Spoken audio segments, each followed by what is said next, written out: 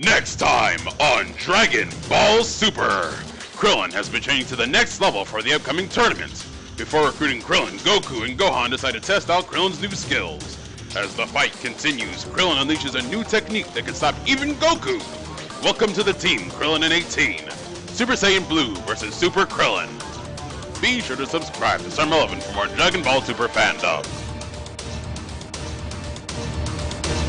Hey guys, what's up? Sirmel11 here, and I hope you enjoyed that Dragon Ball Super English dub preview, which was done by Multi Sasuke X and myself. We try to provide these every single week, and if you'd like to see more, be sure to subscribe to his channel and also my channel. The link to his channel will be in the description below.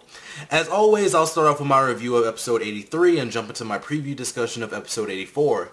Now, I thought episode 83 of Dragon Ball Super was really heartwarming and touching. I really enjoyed what I watched, and I wish the show had more laid-back episodes like this. The show does have laid-back episodes, but I thought the format, the way this episode went, I thought it was a lot better than some of the episodes in the past of Dragon Ball Super. This episode starts off with Chi-Chi, who has rushed over to Bulma's house to prepare a large meal since the baby is on its way.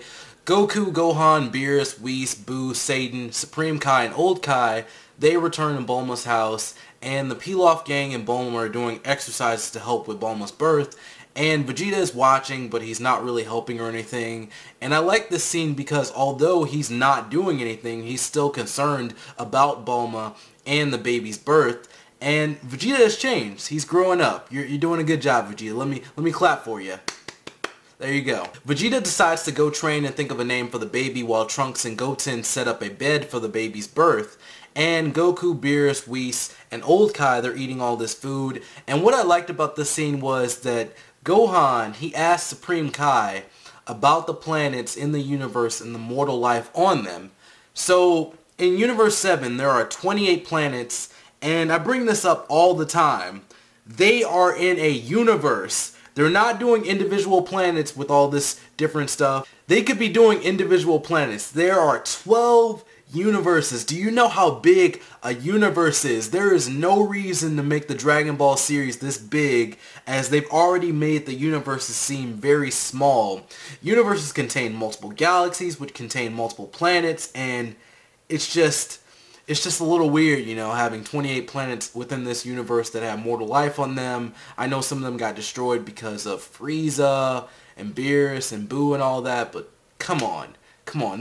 And just like the universes that they've introduced already, it just feels so small, you know. Even if the characters are from different planets, it just feels small. Like, I want to know if Kaba and Hit are from different galaxies or something.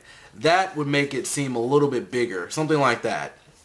And Toriyama didn't have to make the world this huge, but he did, and I just feel like he could do a better job of making it feel like a actual multiverse. So there are 28 planets with life on them, and it would be cool if they added more to this. We already know the members of the team, and they will all be from Earth, so maybe the 28 planets are weak or something, or they don't want to help and they could be a potential enemy in the future. You know, I just want to know more on that. At least some confirmation on what goes on within these 28 planets. I'm guessing the mortal level thing is an average of the power levels. Goku made it seem like it wasn't, but in this episode, Beerus said that their mortal level is so low because Supreme Kai doesn't check out the power levels of the mortals on these planets. And they also use scenes from the opening to talk about the other universes. I thought that was a little bit lazy. I know we haven't seen the characters yet, but at least you could have created some new imagery or something. Just seemed a little bit lazy. Goku recommends that Monaka be on the team, but Beerus says no for obvious reasons, and Gohan is going through people that they could have on the team, so Piccolo and Krillin, and Mr. Satan is worried if Krillin can keep up within this tournament, and Goku and Gohan decide to image train with Krillin versus Basil, and this is a cool scene to see all of Krillin's techniques, but he ends up losing for obvious reasons. He's much weaker. And if you think about it, Krillin has more varied techniques than Goku and the rest, but that's still not going to help him within a fight with someone that just has like a stronger power level, someone that just has more power in general. And Gohan is worried, but Goku has faith in Krillin, and apparently Krillin has been training in secret. Supreme Kai recommends Goten and Trunks, but Goku says no since those two are straightforward and they're inexperienced. And that sucks. It seems like every time I feel like they're going to introduce Goten and Trunks into some of the bigger fights within the show, they get kicked out every single time for either being young, straightforward, or inexperienced or whatever, and it's annoying. I want these two to fight in something serious again, you know? They were featured in the Buu Saga. I want them featured in Dragon Ball Super more. So Gohan, he recommends Master Roshi, and I don't get it. I honestly don't get it. Master Roshi stopped being relevant as a fighter back in Dragon Ball. He should not be fighting in this tournament at all. And Mr. Satan recommends 18 and Gohan recommends 17. So now they have 9 people and they just need one more person. And I was counting this because at first I was a little confused and I went over everyone. I was like, oh, it's 9 people.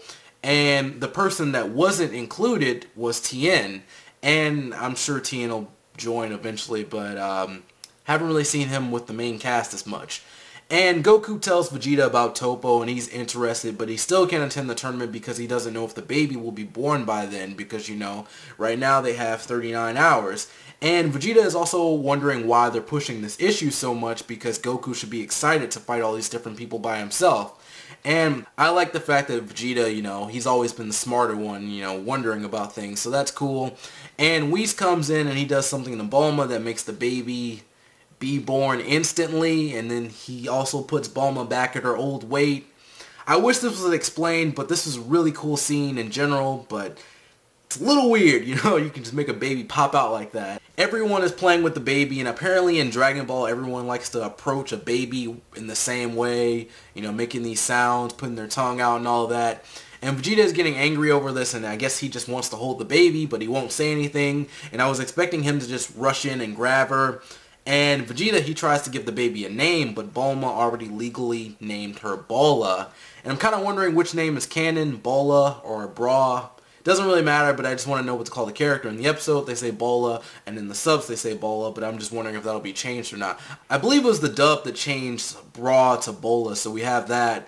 And Goku decides to head over to Krillin's house, and Yamcha comes in with a plan to join in the tournament later on as a surprise, which we know won't happen. Plus, he gave up martial arts a long time ago, so he shouldn't be fighting at all. And as I said before, this is a very touching episode, and I wish we had more episodes like this. While this wasn't a filler episode or a fillerish episode, I wish the fillers were more like this and not all jokes or unimportant fighting and unimportant characters. I don't like how characters like Roshi are attending the tournament. The same could be said about Krillin and Tien, but Master Roshi is really the big problem here, and I guess you could say he's the outlier. Some of the characters in the tournament will be weaker, much weaker than Goku and Vegeta to even fight Krillin, Tien, and Roshi. And these three are really weak and probably not even stronger than a Super Saiyan, I'm just saying.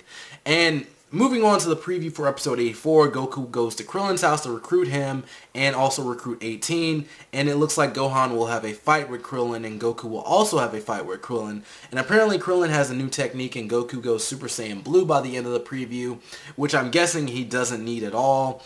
I'm looking forward to this episode, and it looks like within the episode, the time will last until the end of the day, so they're going to have to hurry to find all their team members.